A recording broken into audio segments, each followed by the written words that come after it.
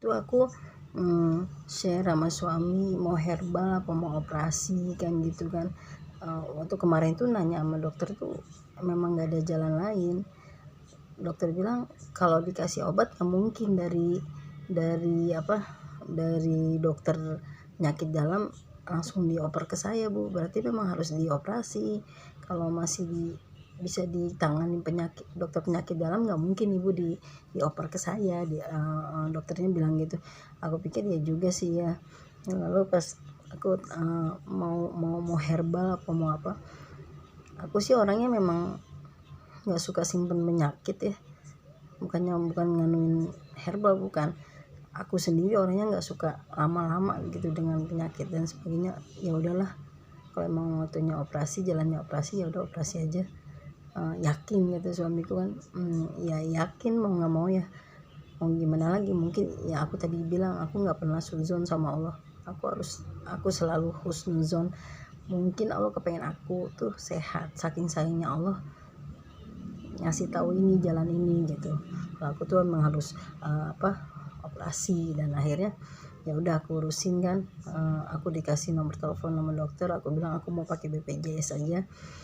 Dokter itu kebetulan sampai bulan Juli akhir itu terakhir beliau pakai BPJS. Beliau nggak nanganin pasien BPJS lagi di bulan Mei.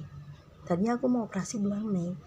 Nah, pas dokter itu bilang nggak bisa nanganin lagi, aduh daripada aku dioper sana oper sini, ya udahlah aku cepet-cepet dioperasi di bulan itu juga. Akhirnya aku ya udah aku urusin BPJS. Ya lumayan rumit lah, tapi kalau kita jalanin sih enggak ya, karena kan harus ke Paskes 1 lagi, ke Paskes 1 terusnya ke Paskes 2.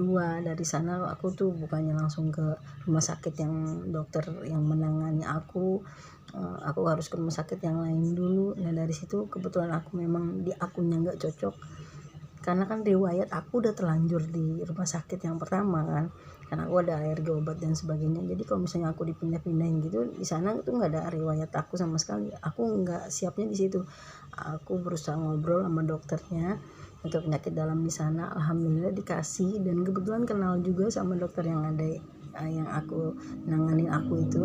Lalu aku alhamdulillah aku dikasih rujukan lagi, dibalikin ke rumah sakit yang aku tuju. Lalu aku operasi. Di sana masuk ruang operasi itu malam maghrib. Biasa di PCR dulu. PCR-nya itu nggak bisa pakai BPJS, jadi harus pakai uang pribadi, dan harganya itu kan kalau mau dioperasi, jadi aku pakai PCR yang cepat, yang 4 jam keluar, itu 1.200.000 ya kalau nggak salah. Padahal cuma dicolok ini doang loh, Masya Allah tabarakallah ya, mahal bener. Tapi ya udahlah, pas keluar hasilnya bagus, baru aku ditanganin, dimasukin ke ruang perawatan. Di sana aku ya biasalah udah diinfus dan sebagainya, disuruh puasa dari pagi. Itu aku harus puasa entah 8 jam atau berapa jam aku lupa ya.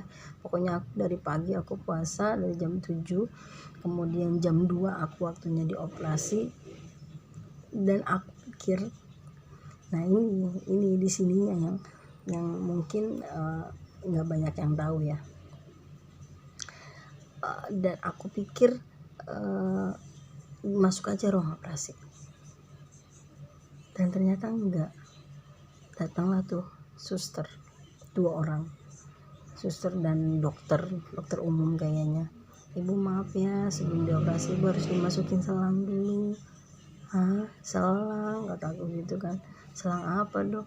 Ya selang bu, dari hidung masukinnya, masuk ke tenggorokan. Masya Allah tabarakallah ya kan. Baru dengar aja aku udah, bagaimana masukinnya ya, sedangkan masih sadar begini.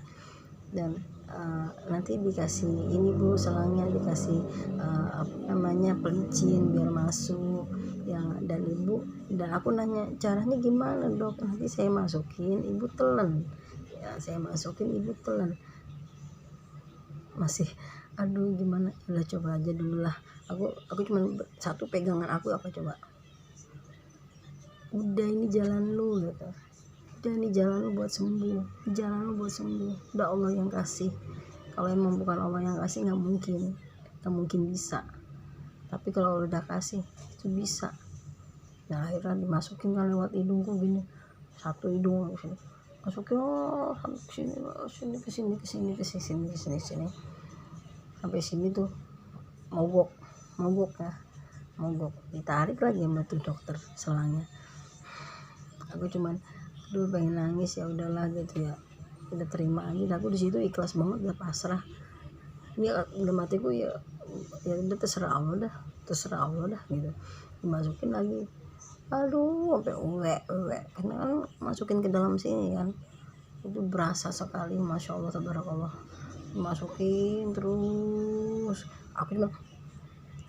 aku gitu kerjanya tuh cuman supaya nelen, supaya masuk itu selang itu, supaya masuk ke dalam tenggorokan aku dan masuk ke dalam ini aku nih, dalam dada aku tuh.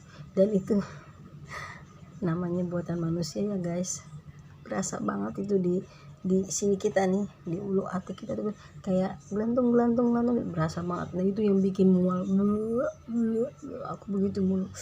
Aduh lihatnya kayak suaranya tuh kayak mau sapi mau dipotong itu suara aku tuh kayak gitu. Tapi aku bilang ya udah terserah Allah dah, kalau emang begini caranya ya udah, gampangin, mudahin. Habis begitu nggak lama aku langsung dibawa ke ruang operasi. Ya pastinya udah diganti bajuku ya, masuk ruang operasi dan dokternya nggak yakin ini udah masuk belum ya. Alhamdulillahnya di dalam dokter bedahnya itu ya, kalau pasiennya sadar ya pasti masuk lah. Yaudah masukin langsung ruang operasi, ruang operasi.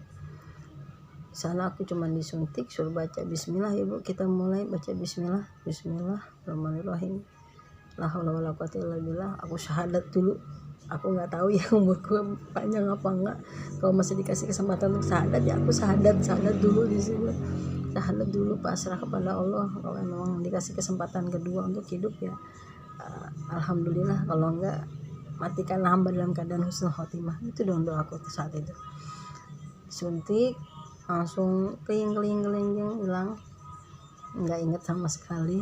Ingatnya udah keluar, dan kata suamiku itu 4 jam 15 menit di dalam ruang operasi.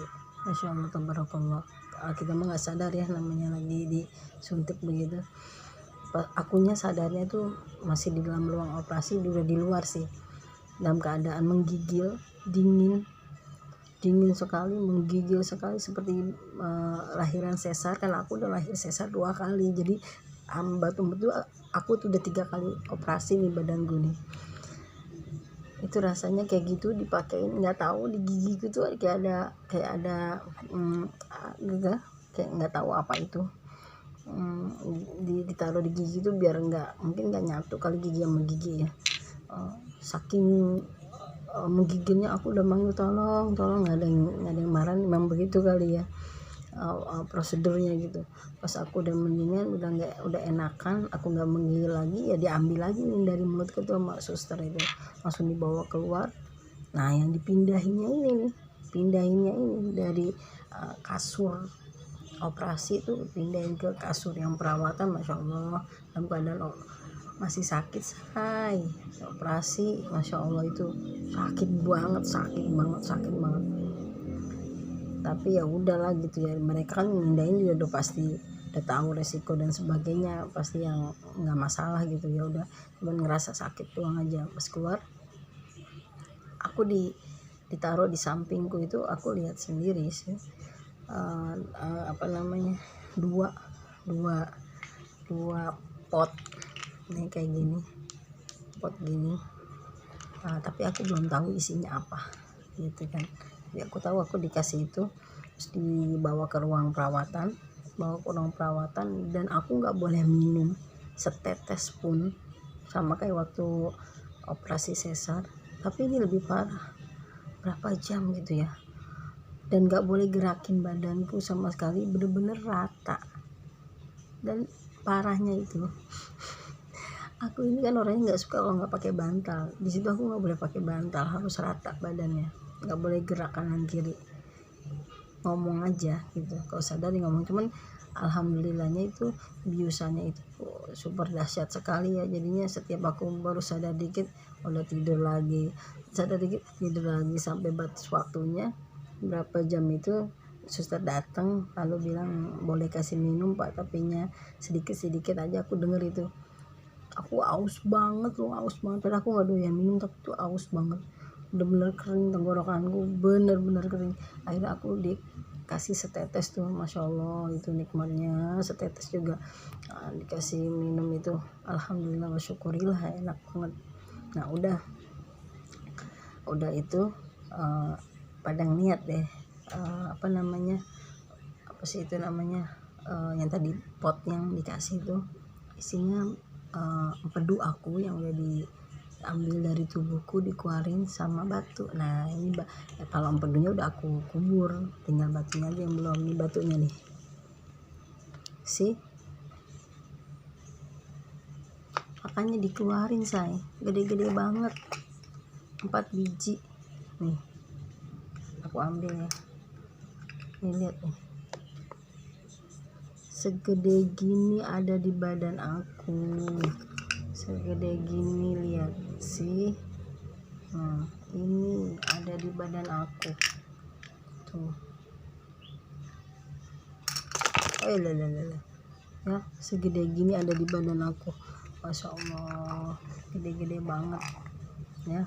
Pantesan aku tuh sakitnya luar biasa, tapi alhamdulillah udah keluar, udah enak. Sekarang mikirin penyembuhannya aja paling. Udah singkat waktu aku udah sampai rumah. Sampai rumah ya biasa, aku nggak bisa buang air besar, mules tapi nggak buang air besar, sakit banget. Tapi aku nggak mau pakai obat-obat, aku alami aja, pakai makan makanan, buah-buahan, serat dan sebagainya. Aku selama 40 hari aku itu tidak makan makanan yang apa itu namanya, karbo, bukan karbo, apa namanya, yang berminyak gitu ya. Aku nggak makan kolesterol, yang kolesterol sama sekali aku nggak makan. Sekalipun aku makan tempe itu direbus, di sayur dan sebagainya, ikan itu paling gabus doang, selebihnya nggak ada sama sekali, makan yang aneh-aneh selama 40 hari gitu. Minum juga nggak ada aneh-aneh, air putih aja, air hangat, kebanyakan sih air hangat gitu. Dokter sih nyuruh makan ikan ini, tapi aku nggak lakuin karena aku ngalamin sendiri ya, selama di badan aku loh ya, nggak semua badan, di badan aku itu kalau aku makan telur kemudian ikan laut itu pasti gatel, bekas operasi aku pasti gatel. Dan akhirnya aku hindari itu, pas di operasi yang ini aku hindari itu, aku nggak makan makanan yang ikan laut gitu, aku nggak makan. Aku makan gabus aja kalau mau ikan gitu, itu pun nggak digoreng. Ibuku yang masak itu nggak digoreng, direbus dibikin sayur, cuman pakai kunyit doang ya kan, nggak pakai santan dan sebagainya, nggak sama sekali. Nah aku memang request aku seperti itu sama 40 hari. Nah setelah 40 hari ya biasalah manusia lah ya, bandel itu ya, udah mulai makan yang goreng-goreng. Tapi aku bener-bener nggak mau ngulangin kesalahan untuk penyakit yang lainnya lagi. Aku merubah mindset aku, merubah makanan aku.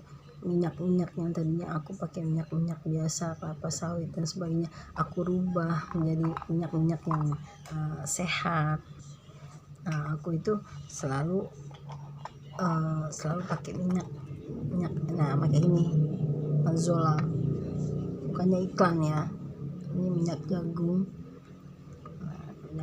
Aku selalu pakai ini, dan ini harganya, ini yang paling murah saya paling murah, ini harganya 50 54 kalau nggak salah ya, 54 atau 57.000 nih, sekecil ini, segini doang.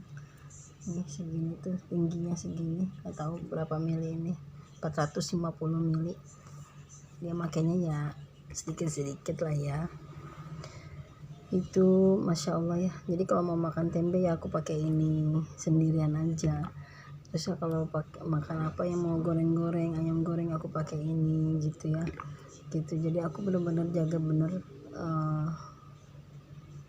kolesterol yang masuk ke dalam tubuh aku, dan aku udah ngerubah mindset aku itu. Aku udah nggak mau terima gorengan, mohon maaf ya tukang gorengan, udah nggak mau nerima makanan goreng-gorengan, bakwan dan sebagainya itu, sama santan-santan itu. Udah aku rubah mindset aku, pikiran aku udah aku rubah semua.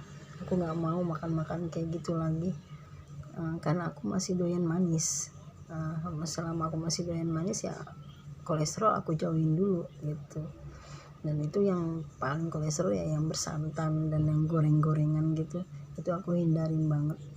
Sebisa mungkin aku hindarin banget. Kalau ada pertemuan, rapat dan sebagainya, aku pasti menjauhi itu. Nah aku nggak makan, kasih orang aja lah gitu. Jadi alhamdulillah dari bulan Juli, Agustus, September ini udah ketiga bulan ya, 3 bulan aku pasca operasi. Yang aku alami adalah nah ini sekarang aku nggak bisa capek. Jadi kalau aku capek, kegiatan tuh numpuk dari pagi sampai sore, itu ngedrop. Jadi tolong banget buat orang-orang yang nggak ngalamin kayak orang yang udah dioperasi gitu ya, nggak pernah ngalamin operasi. Tolong bedakan diri Anda dengan diri manusia yang udah pernah dioperasi. Beda. Dan aku udah 3 kali operasi, itu beda banget. Jadi tadinya aku tuh dari pagi kegiatan full dan sebagainya, sampai rapat mau ini mau itu, masih kuat malamnya, masih fresh. Nah sekarang tuh nggak bisa. Jadi aku harus pilih kegiatan apa yang mau aku ambil gitu. Jadi nggak semua kegiatan bisa aku ambil gitu, karena cepet capeknya ngedrop langsung, badan tuh langsung pegel gitu. Kemudian kayak mau meriang, tapi nggak meriang, cuman rasanya tuh seperti itu gitu. Nah pas aku kurangi kegiatan aku selama seharian, aku kurangin yang mana yang bagus, maksudnya mana yang nggak perlu. Alhamdulillah badannya normal aja. Segitu aja ya share-nya dari saya. Sharing kita hari ini mudah-mudahan bermanfaat untuk Anda, untuk semuanya. Semoga teman-teman yang lagi mau menjalani operasi ya tetap semangat. Yang pasti adalah selalu husnuzon sama Allah, prasangka baik sama Allah, karena Allah mengikuti prasangka hambanya gitu. Salam sehat semuanya. Jangan pernah takut untuk menjalani apapun, karena apa yang sudah terjadi dalam hidup kita itu udah ditakdirkan Allah untuk kita, itu yang terbaik untuk kita. Sekian, wassalamualaikum warahmatullahi wabarakatuh. Makasih, jangan lupa like, comment, and subscribe-nya. Dah, share juga boleh ya.